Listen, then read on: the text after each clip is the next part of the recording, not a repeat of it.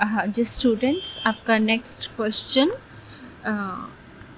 Secular deterioration in terms of trade, Prebisch Singer thesis.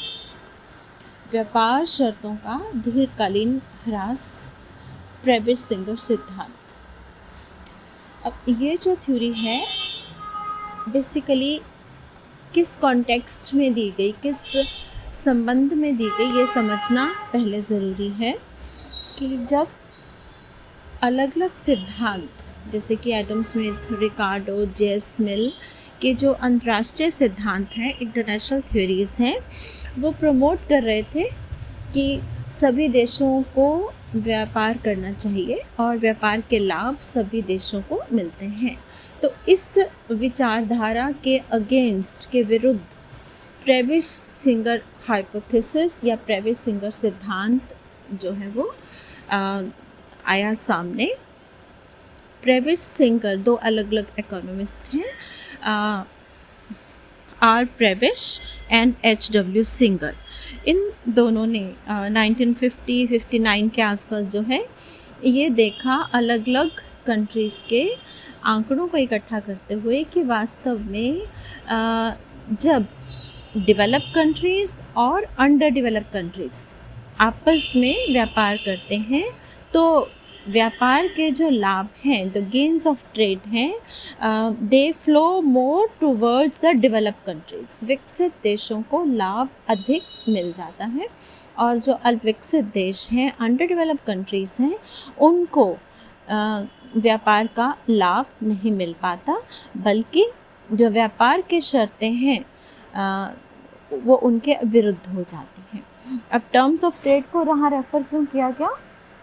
क्योंकि व्यापार की शर्तों के द्वारा हम माप सकते हैं कि किसको लाभ मिला। अभी पिछले क्वेश्चन में भी हमने यही किया, तो ठीक है।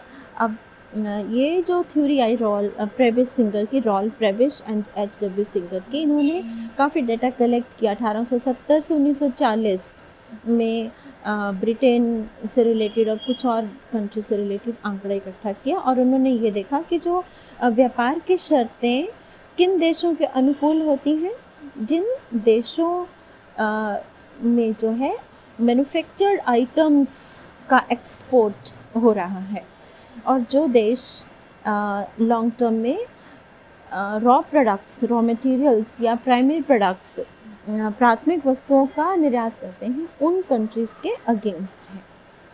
जैसे हम एग्ज़ाम्पल लें कि दो कंट्रीज़ हैं, एक कच्चे माल का निर्यात करता है और एक निर्मित पदार्थों का, मैन्युफैक्चर्ड आइटम्स का। तो प्रेविस और सिंगर जो है, इनके थीसिस के अकॉर्डिंगली जो देश कच्चे माल का निर्यात करता है, व्यापार की शर्तें लॉन्ग टर्म में, दीर्घकाल में उसके विरुद्ध हो जाती हैं, यानी कि लाभ से उसे हानि होने लगती है। और जो देश निर्मित वस्तुओं का या मैन्युफैक्चर्ड आइटम्स का एक्सपोर्ट करता है, व्यापार की शर्तें उसके फेवर में हो जाती हैं, उसे लाभ होता है। तो संक्षेप में, जब औद्योगिक देश और कृषि प्रधान देश आपस में व्यापार करते हैं तो कृषि प्रधान देश को हानि होने लगती है और औद्योगिक देश को लाभ होने लगता है। ये बेसिक फ़िलॉसफी है, ये सारी थ्योरी इन शॉर्ट है।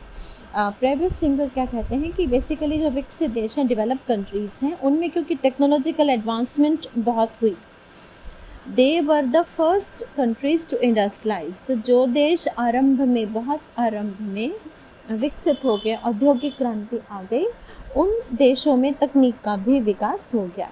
लेकिन ओवर द ईयर्स जो टेक्नोलॉजिकल डेवलपमेंट हुई विकसित देशों में, उसका लाभ उन्होंने कम विकसित देशों या कृषि प्रधान देशों तक नहीं पहुंचने दिया। यानी कि औद्योगिक देशों ने जो विकास हुआ उसका लाभ अपने तक रखा। रिज़ल्ट क्या हुआ कि इंडस्ट्रियल कंट्रीज़ की मोनोपोली हो गई। औद्योगिक देश थे या जो औद्योगिक वस्तुओं को, इंडस्ट्रियल गुड्स को प्रोड्यूस करते रहे, उनका प्रोडक्शन पर और रिसोर्सेज पर, टेक्नोलॉजी पर एकाधिकार हो गया, मोनोपोली हो गया। रिज़ल्ट क्या हुआ कि उसकी वजह से वो हाई टेक्नोलॉजी, उन्नत तकनीक के साथ कम लागत पर अच्छी क्वालिटी के प्रोडक्ट्स प्रोड्यूस करने लगे और इंटरनेशनल मार्केट में इन औद्योगिक देशों की वस्तुएं कम कीमत पर ज़्यादा बिकने लगी। और दूसरी तरफ जो कृषि प्रधान अल्पविकसित देश हैं, जो एग्रीकल्चरल बैकवर्ड या डेवलपिंग या लेस डेवलप कंट्रीज़ हैं, क्योंकि उनमें टेक्नोलॉजिकल डेवलपमेंट नहीं हुआ, तो वो हाई कॉस्ट पर प्रोडक्शन करते, और दूसरा वो इंडस्ट्रियल गुड्स नहीं बना पाए, जिसकी वजह से उन्हें कच्चे माल का ही निर्यात करना पड़ा। तो कच्चे माल के निर्यात की वजह से, क्योंकि उन्होंने अपने वस्तु में, कच्चे माल में कोई वैल्यू एडिशन नहीं किया, कोई मूल्य वृद्धि नहीं की, तो उनका सामान कम कीमत पर ही बिकता रहा। This is one reason. आगे देखते हैं मान्यताएं इसकी। जो डेवलप कंट्रीज़ हैं उनमें एंजल्स लॉ लागू होता है। और सेकंड है, विकसित देशों में प्राथमिक उत्पादों की मांग में धीमी वृद्धि होती है। थर्ड है, कम विकसित देशों के उत्पादों के लिए निर्यात बाजार प्रतियोगी है। मीन्स जो डेवलप कंट्रीज़ हैं उनमें प्राइमरी गुड्स की डिमांड तो स्लो बढ़ती है, और लेकिन जो अंडर डेवलप कंट्रीज़ हैं, थर्ड एजम्पशन आपकी, अल्पविकसित देश जो हैं उनमें कंपटीशन, उनको बहुत कंपटीशन का सामना करना पड़ता है एक्सपोर्ट करने के लिए। फोर्थ इज, विकसित देशों के जो डेवलप कंट्रीज़ हैं के प्रोडक्ट्स के लिए उनकी पूरी वर्ल्ड मार्केट में उनकी मोनोपोली की तरह की एकाधिकारी की स्थिति है। इसके अलावा नंबर 5, जो कम विकसित देश हैं उनमें लेबर ज़्यादा होने की वजह से वेज रेट कम है, प्राइसेस भी कम है। कम विकसित देशों के जो प्रोडक्ट्स हैं उनके कंपटीशन ज़्यादा है, यानी कि सब्स्टिट्यूट गुड्स उनके अवेलेबल हैं, जिससे उनकी डिमांड कम है, यानी कि कम विकसित देशों की वस्तुओं की इंटरनेशनल मार्केट में डिमांड कम है। और जो डेवलप कंट्रीज़ हैं, जो रिच कंट्रीज़ हैं, मैन्युफैक्चर्ड आइटम्स प्रोड्यूस करते हैं, और जिसकी वजह से वो प्रोडक्टिविटी का फ़ायदा उठाते हैं, कॉस्ट कम है, और वो लो प्राइसेस पर प्रोडक्ट्स को बेच सकते हैं। कम विकसित देशों में आर्थिक वृद्धि आय व्यापार शर्तों से, यानी कि इनकम टर्म्स ऑफ ट्रेड को मेज़र किया